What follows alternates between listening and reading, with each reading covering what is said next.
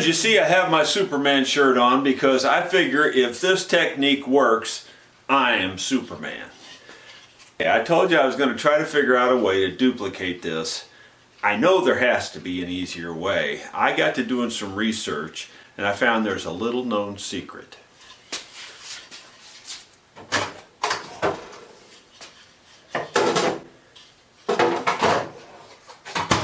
Now the trick is you got to have one of these ancient microwaves. The new modern ones have too many safety features. They won't let you do this.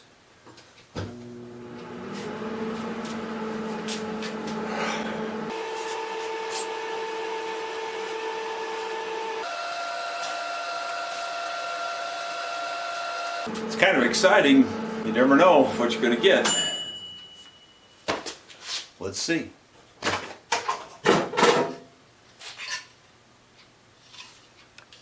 Nothing yet. Well, they said it was very critical on the timing, so we'll try again.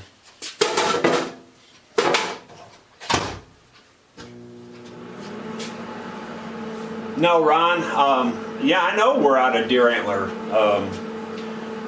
Yeah, I don't know. I don't know what we're going to do. I found 2 sheds this week out there in the fields, but other than that, you know, that's only going to make a few saddles, so we're pretty much out of antler. You know, maybe we could get our viewers to send us some. That would be awesome.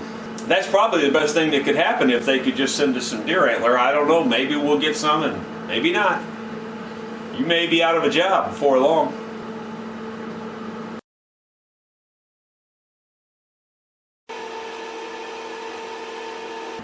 Well, I could almost do it this fast by hand. We can hope. Oh man! Oh, I thought it did the whole thing, but it only did half of it.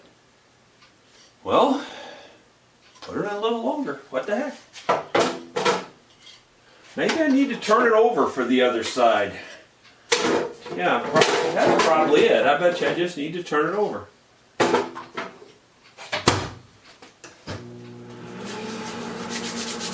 Well, it shouldn't be long now.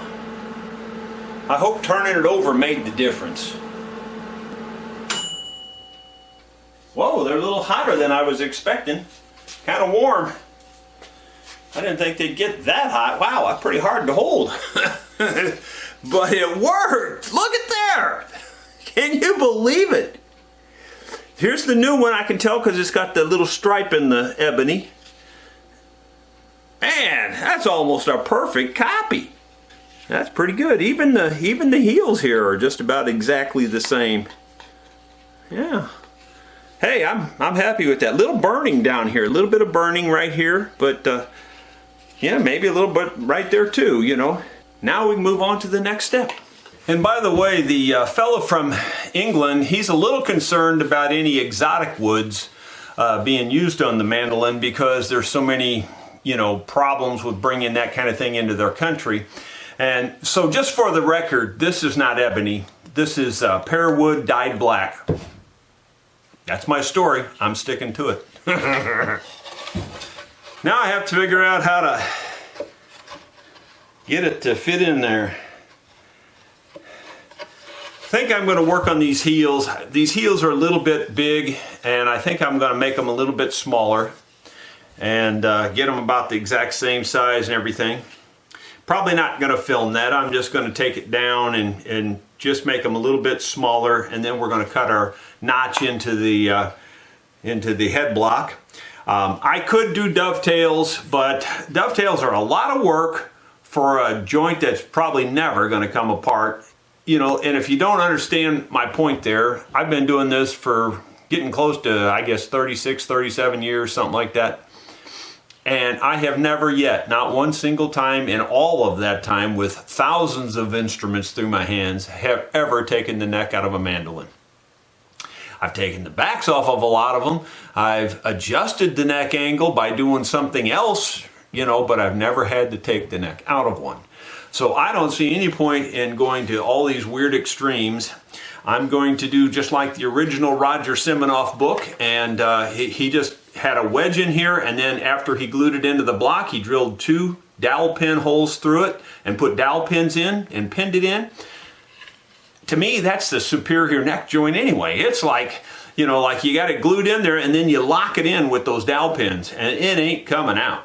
That's for sure. And that's fine. You know, 150 years, 200 years from now, somebody needs to take it out. That's their problem. So that's how I'm doing it.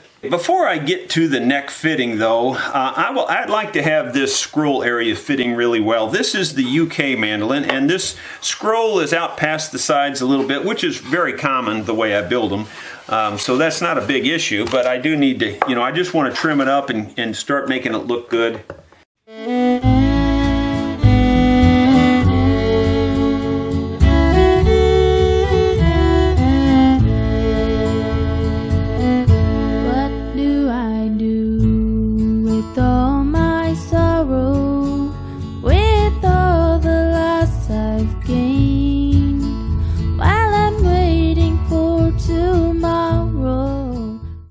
Okay, that looks pretty good. Now the curve is a little bit non-symmetrical again, my carving there, so not a big deal. I can just go around it and straighten that out. It only takes a little bit to straighten it out. Actually, it's not bad, even the way it is. What do I do with all the pain? I think that'll do for now anyway. When we get down to the detail, we may have to do some more. But that cleans that up now and gives me plenty of access into the neck joint. Looks good. I think I'll do that same thing to the other one because we're going to do both of these about the same time. Okay, here's the Florida mandolin, and it's got similar issues. A little further in though, it's more inside here this time.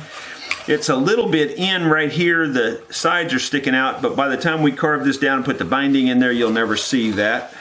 I am aching like a river, swelling while outside it speaks. I am longing like the water.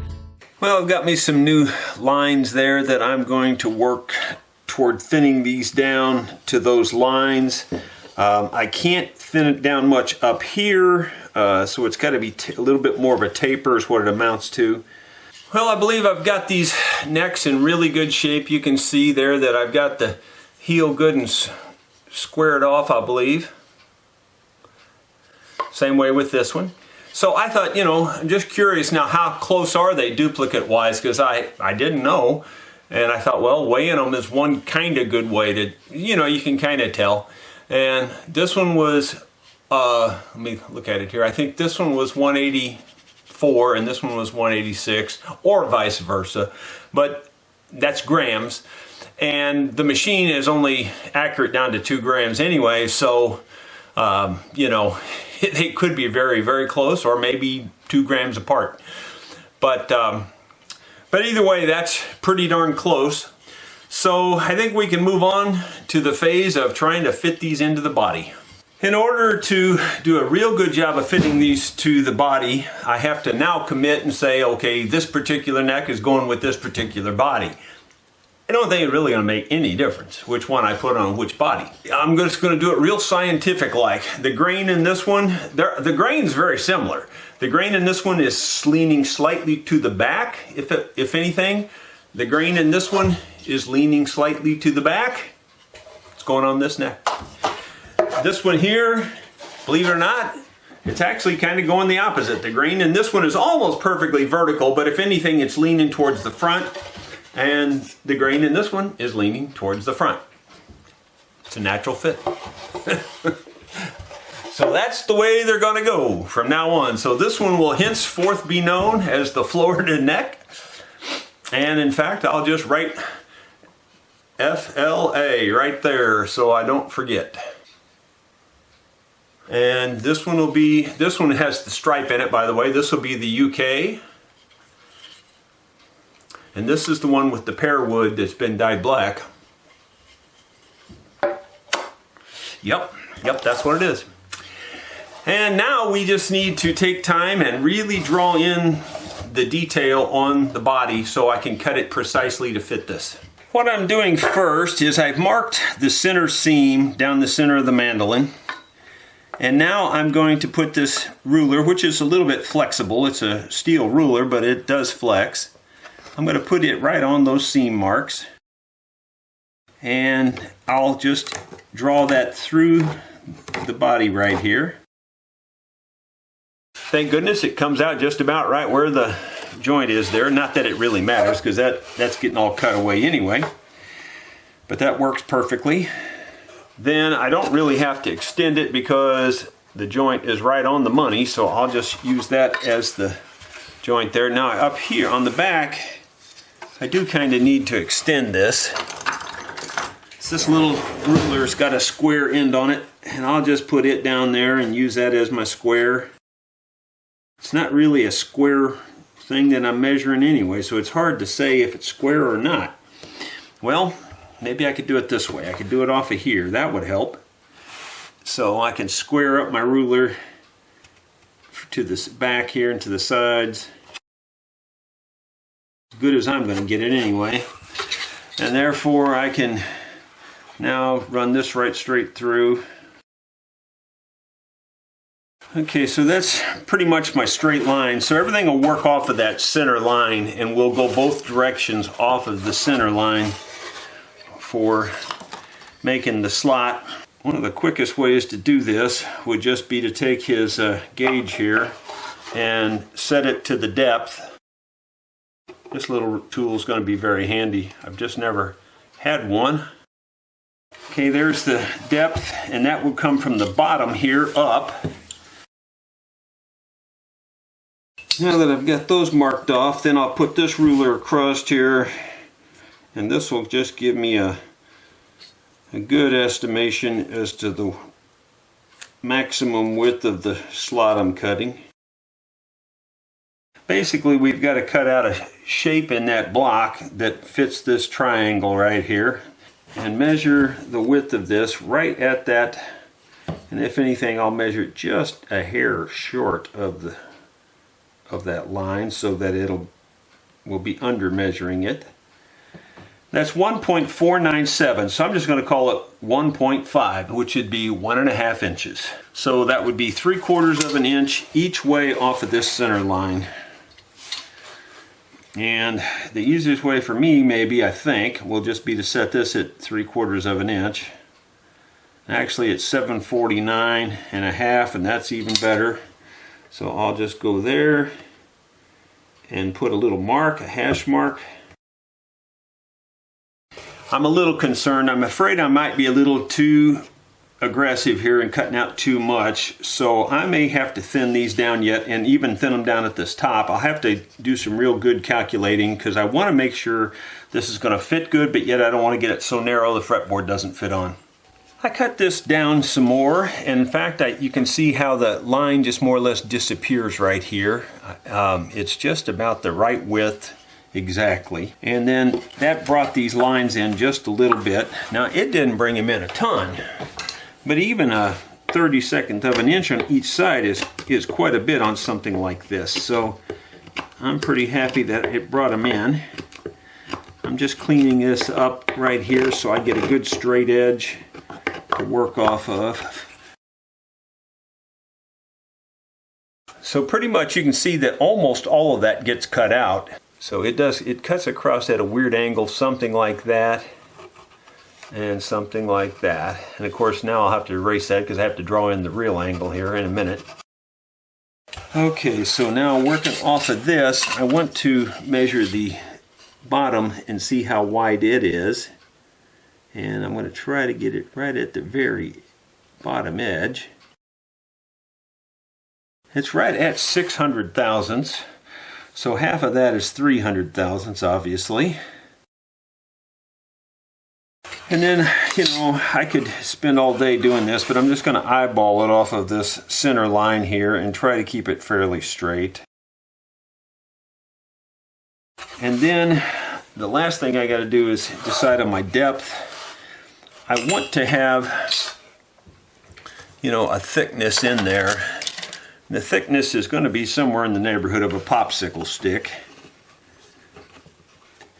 And So if I just kind of measure that as far as the depth goes, actually the easier way to measure that would be like this, and it's almost there already. And then I can just transfer that back here too for a depth, just about where I've got it already anyway.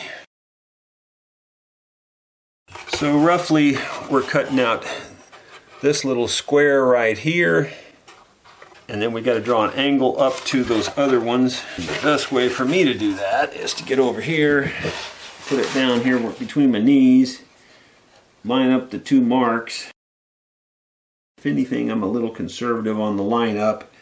In other words, I want to be inside the marks. I don't want to be outside the marks, because you can always cut more.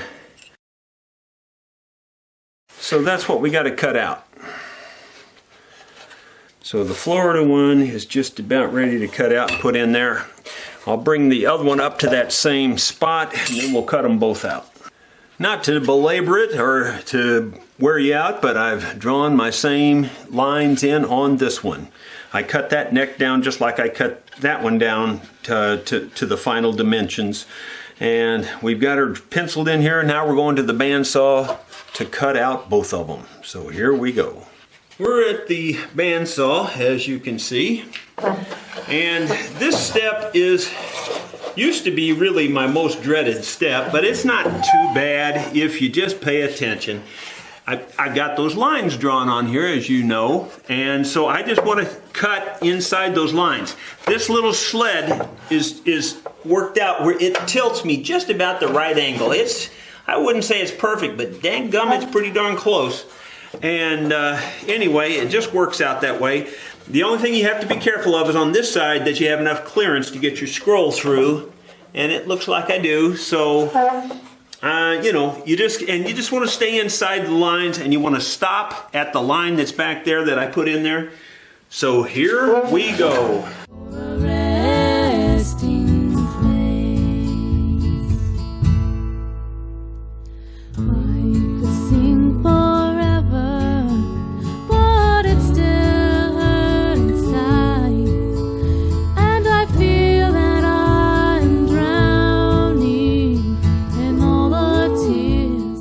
Well, that looks pretty darn good to me. I stayed inside my lines. I was conservative, and it works out just fine. Now we just break all that stuff out of there, and you can pretty much just break it out with your fingers.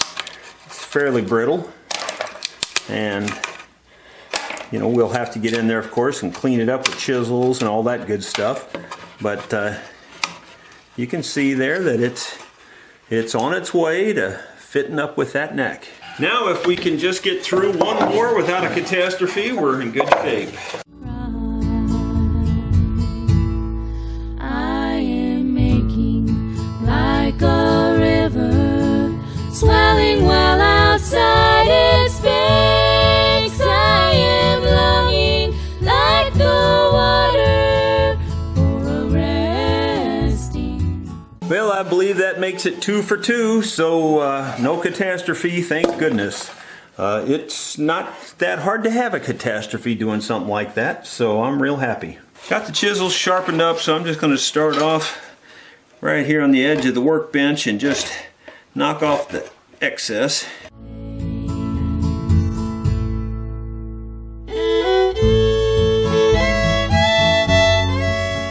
Well, that's just a rough out. Now this is the Florida mandolin. Got to make sure I get the right neck here. This is the Florida neck. And, well, it isn't too bad. We're about a 1/4 inch from going in all the way. And I would say most of it needs to come off on this back side.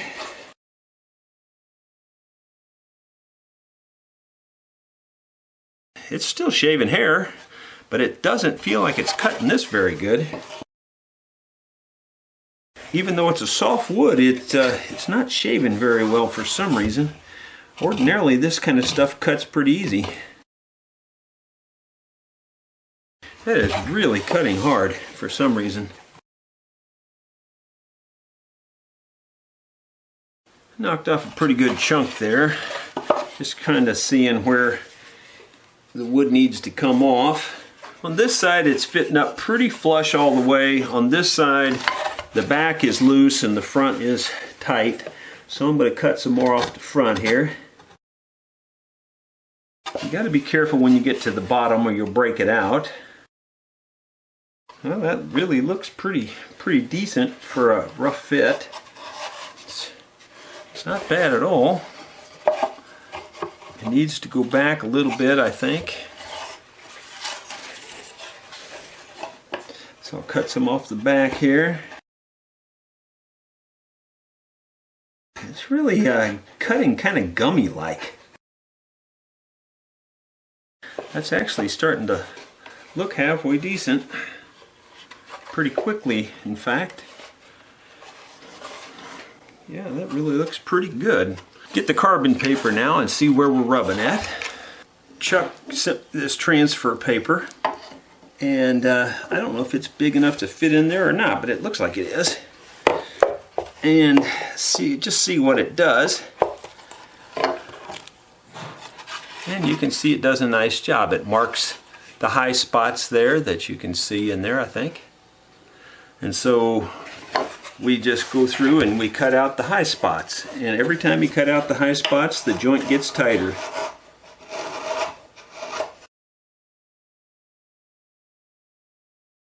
Yeah, we're only about an 1/8 inch away from going in there. Now what I wanted to do before I get any further is to check my alignment and all that, because that's very important.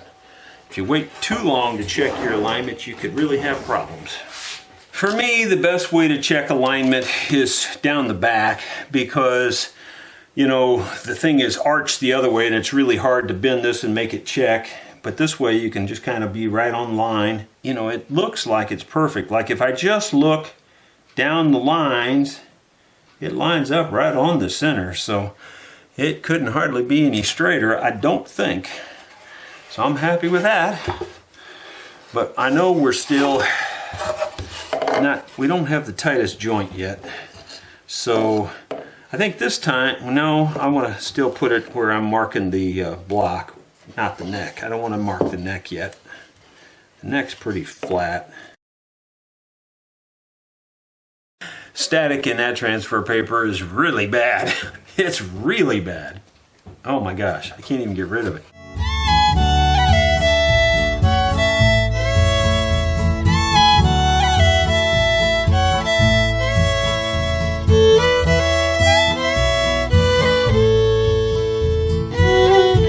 What do we do with all our sorrow, with all the loss?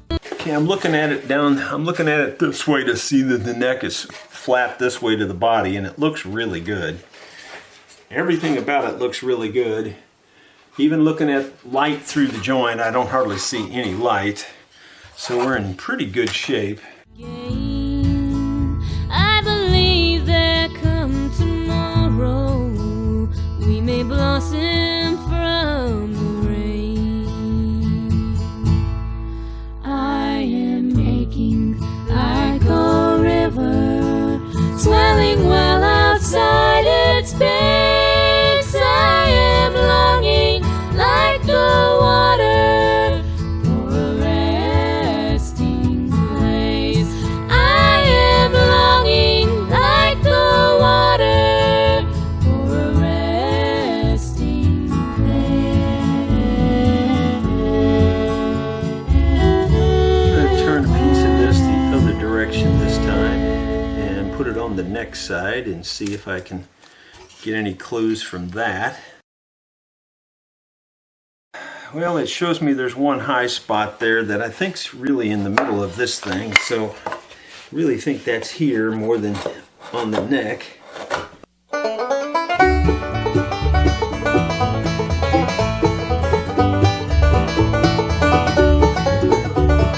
blue all over again.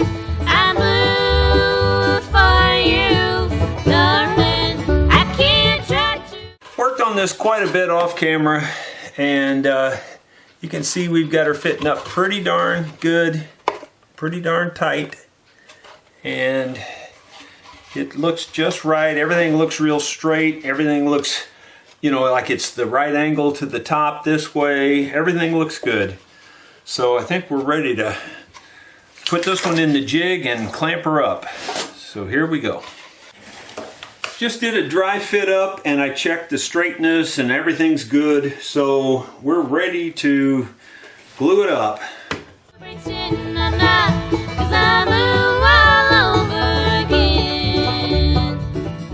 This is another one of those situations where there's no point in putting excess glue on there. Just get enough glue to cover the surface really good, and you know, just a very nice full thin coat is the best way I can explain it. In other words, you want glue everywhere, but you don't have to have an abundance of glue. Time will heal. Time only makes me wish you were near. Just trying to get all the extra glue off of it before I clamp it down. You can chip the glue off later, but I just like to get it off there before it gets hard. Just my preference. Some people prefer to chip it off. Well, it looks right on the money to me. And the Florida mandolin has a neck. So basically, we just have to rinse and repeat here. Stop thinking of you, but every little thing I do makes me wish and dream of you. I'm blue all over again. I'm blue. This is our first dry fit. Well, it's a little further from fitting than the other one was. It's about 3/8 of an inch. The first one fitted up with only a 1/4 inch to spare. So this one needs a little bit more work. For you, darling, I can't try to pretend I'm not, 'cause I'm blue all over again.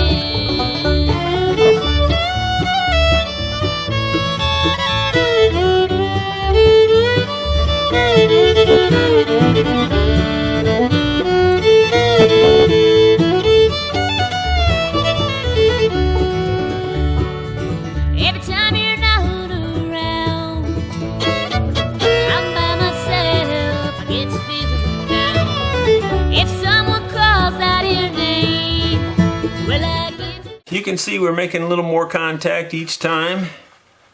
And so we're going to work on that, and I'll show you what it looks like when we get her caught up.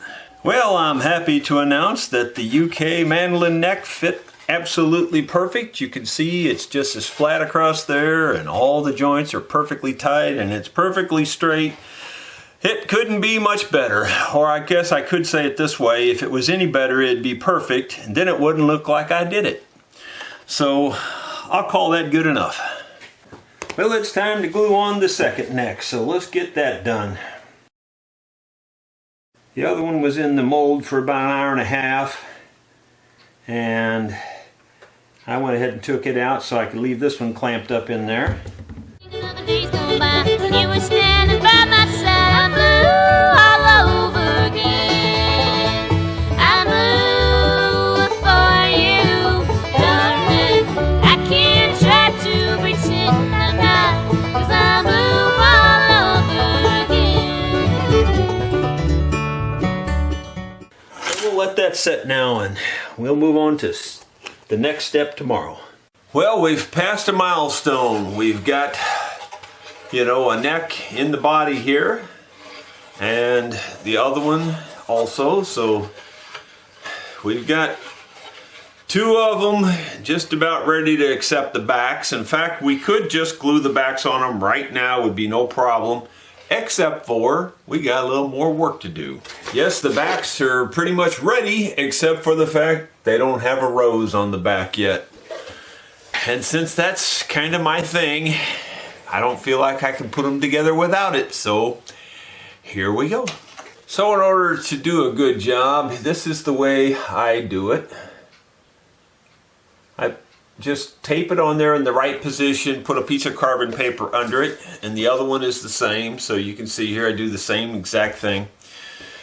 And now it's just tedious work from this point on.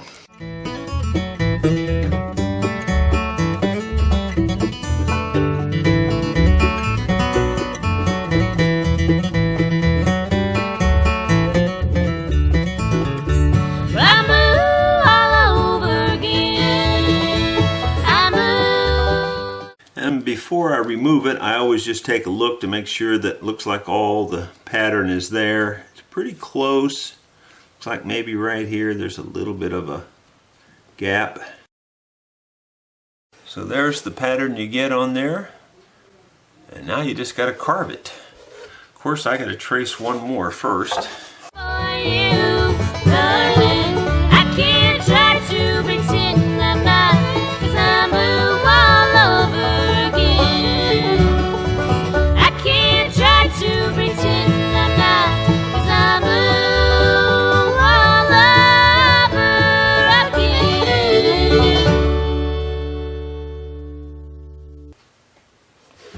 So we got two of them there. I don't know, it doesn't matter which one I start on to me. So I guess I'll start on this one. And this just happens to be the Florida mandolin. The way I do it is I just take a fresh X-Acto knife, sharp point, and I just drag it through all the lines first, and just straight up and down. Then I just remove the wood up to that cut.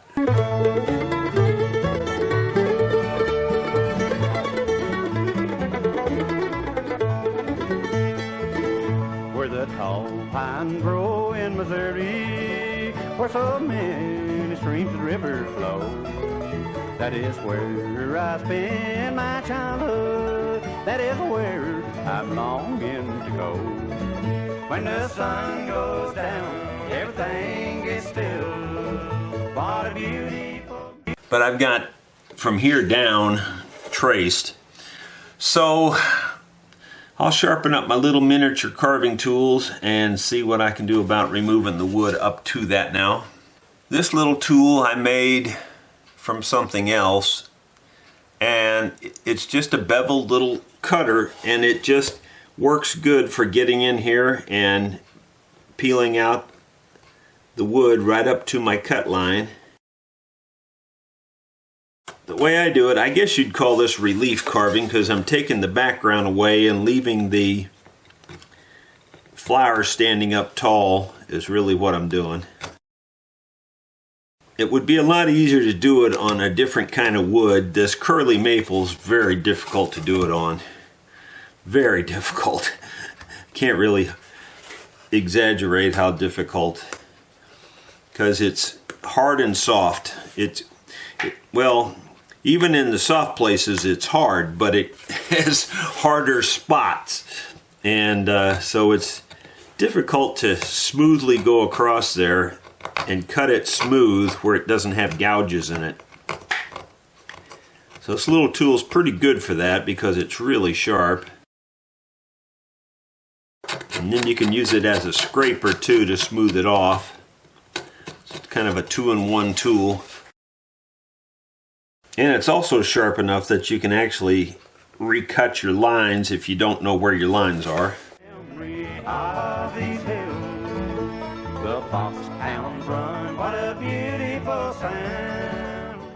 You know, it doesn't happen to me real often anymore, but every once in a while you'll chip out a little piece of wood. I chipped out a little piece of this stem right here, and so I just used a super glue with a real fine tip to get in there and just put a little glue in there, and then held it in place, and then spritzed it with the accelerator just to keep working.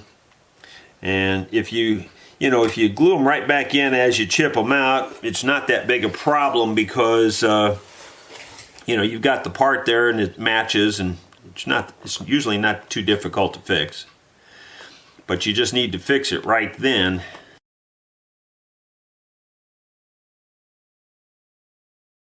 Some of these carve a lot easier than others. It really depends on the piece of wood. Right now this one's carving kind of hard, I'll tell you. This curly maple is not easy to deal with. It just wants to be left alone. It doesn't like you to mess with it. But I'll show it who's boss. Sure I will. The whipper will call when the sun goes down.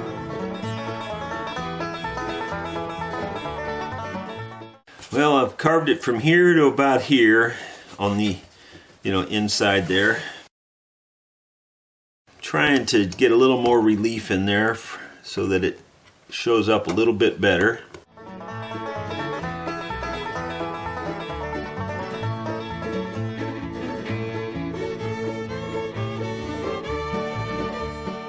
Very difficult to keep it smooth. It wants to dig in and get deeper in places, and it's just hard to do in this kind of wood. Not easy at all. I often go back home in my memory. When I first started carving these, I just carved them by eye because I have very good close-up vision, or I always did have. I'm nearsighted. Well, you know, over the last 20 years, that's diminishing slowly. So, you know, I can still actually probably carve it by eye if I had to. Wouldn't be that tough because I can still see it up pretty close. But it's a little bit blurry, not bad. So I've been using just, I think these are just 1.5 power or something like that, reading glasses. And now I've got this out to try it. This is really strong, or it's kind of strong. So it's a little awkward. I have to get down a lot closer. So I'm gonna give it a shot and see how well it works. And visit the place that means so much to me. Though mother and The other problem with carving this hard stuff is that it, you know, just like anything else that you're carving in maple, sometimes you just have to change directions or it's just gonna tear out. And that's difficult to do when you got something this detailed that you're carving. Sometimes you just can't hardly change directions. It's difficult to do. have been called home. So in my memories, I'm left all alone. When the sun goes down, everything gets still. What a beautiful memory out of these hills. The foxhounds run, what a beautiful sound.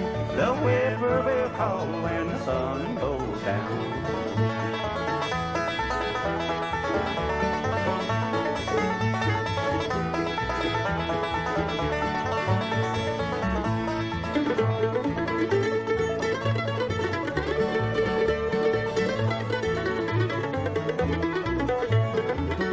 When the sun goes down, everything gets still. What a beautiful memory of these hills. The foxhounds run, what a beautiful sound. The whippoorwill call when the sun goes down. The foxhounds run, what a beautiful sound. The whippoorwill call when the sun goes down.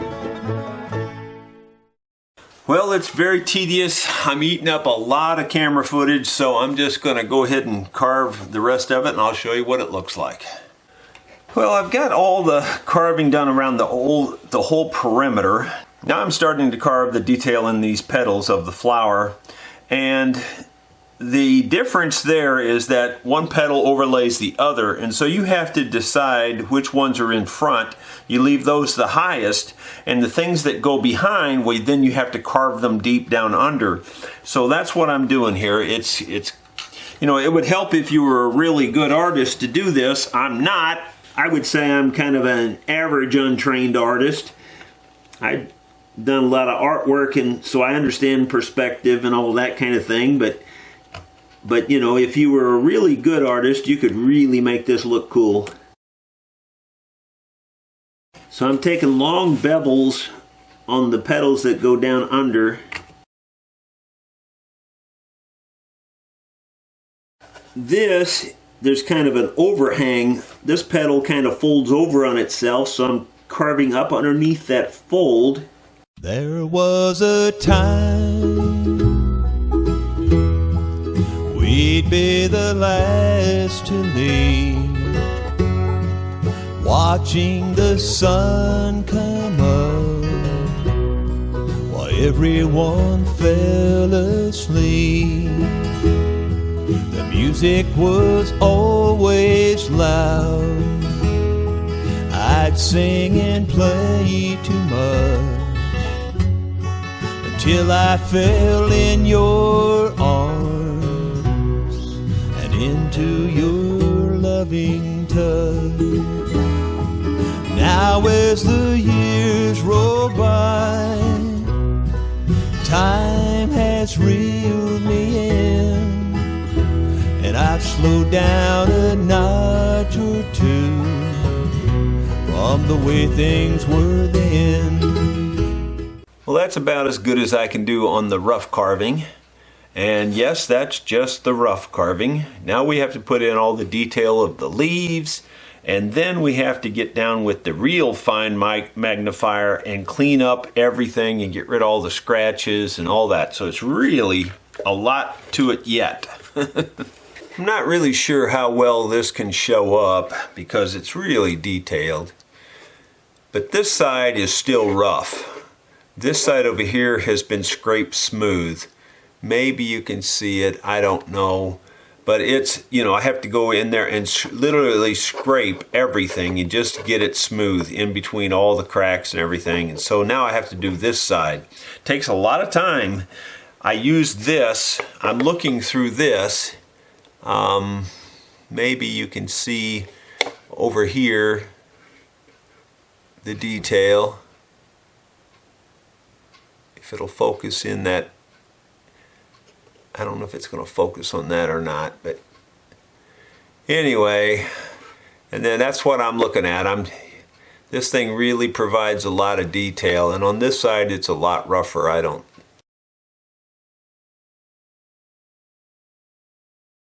You think all your little cut lines are good and straight too, and then when you get down with this, you can see there's little mistakes you made, little tiny things, and so you can use this to straighten all that out too, just to make it look that much better.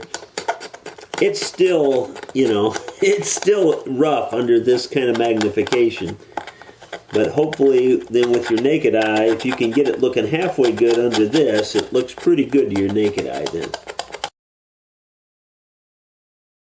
You have to go in different directions to scrape it to get it smooth, because that grain, especially this curl, goes in multiple directions. In those old ways of mine, I've left them behind. Those crazy days are through. The only thing I still do. This probably just looks like more of the same, but what I'm actually doing is I'm putting in the little veins in the leaves. Very, very tedious. Easy to break, break out a big chunk or something, so you got to be very careful. Very sharp X-Acto knife, brand new blade, because you just can't cut a fine enough line otherwise.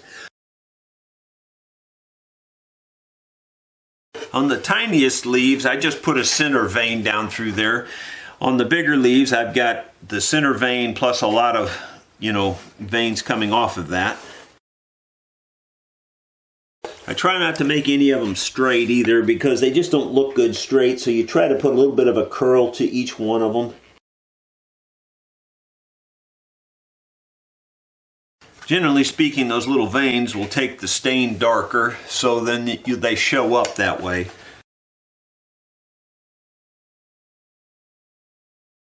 I think that'll do it. See if you can see what that looks like there. The little veins in there, a little hard to see, but they're there. All those dark lines will go away, of course, when we sand it lightly, and then we'll stain it all up in different colors and make it look good. Well, I believe that's going to do it for that one, and that's the Florida one. Now I got to do it again. This is getting monotonous. Well, it was another tough fight, Maul, but I got them both carved. I think both of these woods are equal hardness. I mean, they really feel that way, but the Florida mandolin, for whatever reason, was much harder to carve. And it was harder to carve, I think, more because of the grain structure. Like, it just didn't want to be carved. I don't know why. This one carved quite a bit easier, but I don't have this one completely smoothed out. Actually, I don't even have this one completely smoothed out. But they're good enough for now. I can do the detail work after the bodies are all together and everything. In other words, there's at least a full day of just detailing the instrument anyway before you stain it and varnish it. For me, there is anyway. And I'll have to do some more detailed work around there. But they both look, you know, very similar. I'm glad that part's done. I might just add that on these roses, I've had a lot of comments or questions, inquiries about my mandolins and saying, well, could I get one cheaper if the rose is not there? You know, if you leave the rose off? Well, the answer is no. Because first of all, they don't even come that way. You have to buy those somewhere else. If you're buying a mandolin from me, it comes with a rose on the back. And secondly, I don't feel like I charge for the rose at all. My mandolins they cost what they cost because of all the work involved. The rose, believe it or not, at least in my way of thinking, is just a thank you for buying my instrument. And you know, you don't get hand-carved pieces on other instruments that I'm aware of. I'm sure there are some out there, but in general, you don't see that out there very much. So it's just my way of saying thank you for purchasing my instrument. I think it adds to the instrument. It looks nice, I think, and most everybody else seems to think so that looks at it. So if you don't like the rose and that's the reason you don't want it, well, I'm sorry, they come with a rose on them. Hope that explains it. So I got my sanding block. This thing's really good and flat. I know it's good and flat because it's been through my sander. What I'm really checking is just to make sure that the neck heel is flat with this. Does look like it might be sticking up just a little tiny bit. Glad I took that time to do that because that does get it good and level. But also, I forgot to drill in the dowel pins that I put in here to lock this in. I don't think it absolutely would need them. I mean, you know, time you glue the back on here and everything, it's really very solid. So I'm not too worried about it, but those dowel pins lock it in and it will never come out of there. Looks like it's perfectly flat to me. I think we're good there on that. So now we'll drill the dowel pin holes. It's not too complicated the way I do this. I just take like a 1/8 inch drill bit and I try to match the angle of the neck so that the dowel is in contact with the neck. So it's at an angle like this. And I go back to the back edge, you know, pretty close to the back of the neck. There's more meat there for holding is the reason I do that. And I don't go real deep, about 3/4 of an inch, something like that is plenty. And I'll do the same thing on the other side. And then we'll switch over to a 1/4 inch bit because the dowel pin is a 1/4 inch. I really got that one back a little too far back actually, but it's not going to matter. It would have been better to have it up a little bit more so it locked in a little bit better, but it's not that bad. It's still got a nice dish there, it'll hold. Kind of point the end of the dowel a little bit, kind of like the drill bit is pointed. That just lets the dowel go down in there a little bit further. And that's going to be really tight, I can tell. So for sure, when they're tight like that, for sure what you need to do is to cut a slot in the dowel, at least one slot, sometimes two, about the depth that it's going to go in there. And you wonder what that slot's for. That's to release the air and the glue. Otherwise it'll just lock up and it won't go all the way down in there. Especially when the hole is tight. So I'm going to do one on that side like that, just a little slot. And I'm going to cut another one on the other side here. You can buy dowels that already have, finger joints or little slots in them or whatever you want to call it. Just, they're like serrations. And those would even be better, but I don't have any of those. And this will work just fine. You know, it would be good if the glue was good and thin on this, to be honest, but I've got what I got, which is Tight Bond here. But it would probably be a little bit better if the glue was a little bit thinner for such a tight fit. You don't want to get excess glue in there, you just want enough to coat it good. And then we'll put a little bit on here just to coat this good, and put it on pretty thin actually, because it's going to be a tight squeeze, I know, by just the way it feels. And then this dowel's exceptionally long, so off above the camera here, I'm tapping on the end of the dowel till I can feel it kind of bottom out. And there, I believe that bottomed out, and you can see how the glue squeezed out of especially that one slot right there. It's good and smooth. And then basically you just rinse and repeat on the other hole. Like I used to do, just carry this torch for you.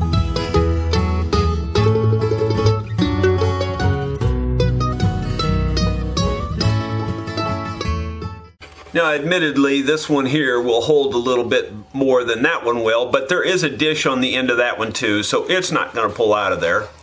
But they're both fine. And that'll keep that neck locked in. You're not going to see that neck pull out of a joint, I can tell you for sure. Now we'll do the exact same thing with the Florida mandolin. Remember the days we'd pack our bags and run, chasing some crazy dream into the morning sun. Now as the twilight falls, I find I'm satisfied watching the fire glow, just as long as you're by my...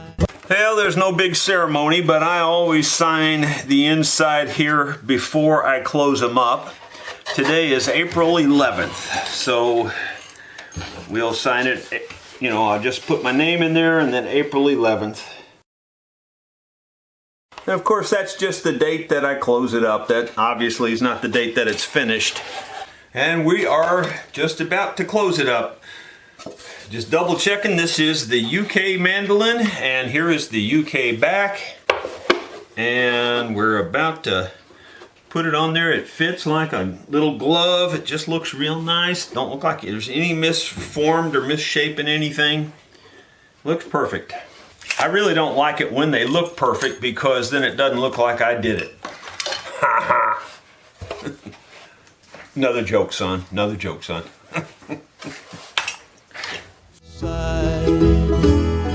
Here in my heart it seems. It's really lining up well. Probably as well as any of them I've ever done.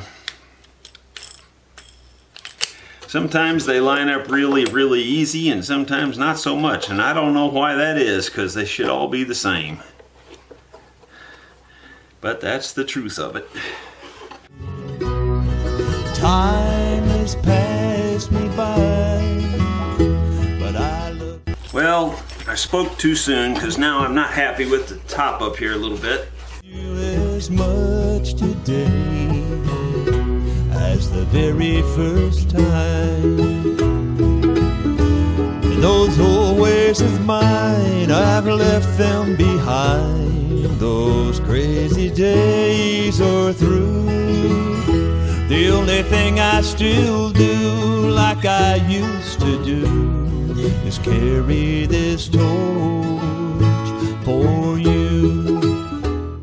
It all glued together. We'll set this one aside. This is the UK mandolin, and now we'll glue the back on the other one. I still want you the way I... Well, there's the only time you'll get to see that, and this is the Florida mandolin.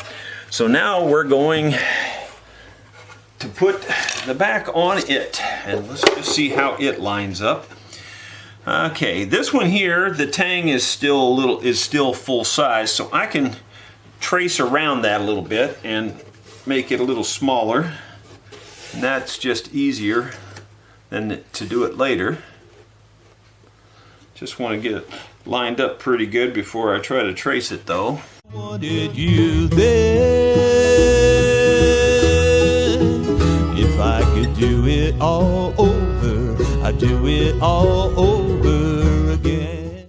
What would have been kind of cool would have been to have built twin mandolins, but built them one right-handed and one left-handed. You'd have the mirror image all the time. That would be a challenge.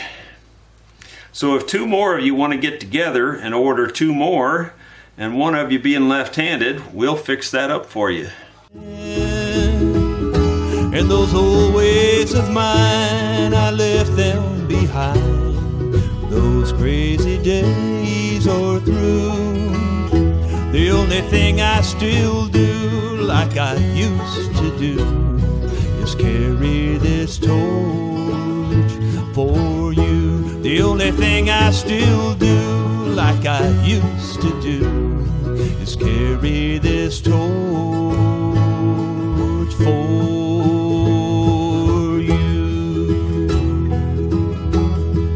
I took a long lunch and the glue has dried, so now our twin mandolins really are mandolins. Well, sorta. Getting close anyway. Now it's just time to do a lot of cleanup. I've took both of them already to the spindle sander and I just knocked off the rough edges around the, just lightly, just to kind of even them up. And now I'm trying to even up around the scrolls down in here. That's a little harder to do. If everything worked out perfectly, this wouldn't be that tough. You could just cut it closer and then glue it up. But it's just easier to leave it a little proud and then trim it back. Well, I shouldn't say it's easier. It's actually, I think it just makes a better job to leave it a little bit proud and then cut it back. And so I've got this little 1/4-inch chisel and I've got it really, really sharp. And I'm just going in here and paring it down till it matches everything else. This isn't real interesting watching because you can't really see what I'm doing anyway, so I think I'll just turn the camera off and we'll show you the detail of it when we're done. It looks like it should be done already, but you know, you have to get down in here and make this match the block that's inside there.